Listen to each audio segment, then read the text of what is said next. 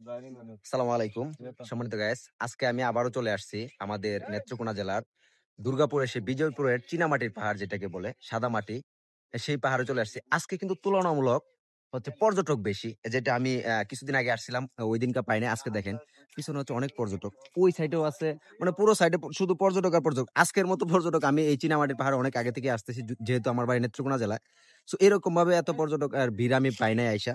সব দিক দিয়ে শুধু পর্যটক। আর আমি যদি এই পানিটার কথা বলি, পানিটার কথা যদিও আগের একবার ভিডিওতে বলছি আমি, যে পানিটা অনেক স্বচ্ছ এবং এই জায়গায় হচ্ছে গোসল করা নিষেধ। কেননা এই জায়গায় অনেক আগে, যেটা হচ্ছে প্রায় 90 দশকের আগে, এই জায়গা থেকে আরো আগে, প্রায় 200-300 বছর আগে হচ্ছে এটা থেকে মাটিকরণ করে নেওয়া হয়েছিল, যে কারণে এটা অনেক গভীর।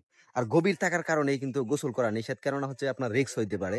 যে কারণে এই জায়গায় নিষেধ দিছে গোসল করার জন্য। আর চীনামাটির যে পাহাড়টা আছে, মানে এই পাহাড়টা কিন্তু কেটে তারপর কিন্তু এরকম করছে, তা নয়তো কিন্তু এরকম ভিউ আমরা পাইতাম না। যেহেতু এটা কাটছে, যে কারণে পাহাড়ের যে পানিটা, মানে নিচের যে পানিটা, লেকের পানিটা, সেই পানিটার কালার কিন্তু নীল। এই যে চীনা মাটির কারণে এই পানির কালার কিন্তু একদম নীল।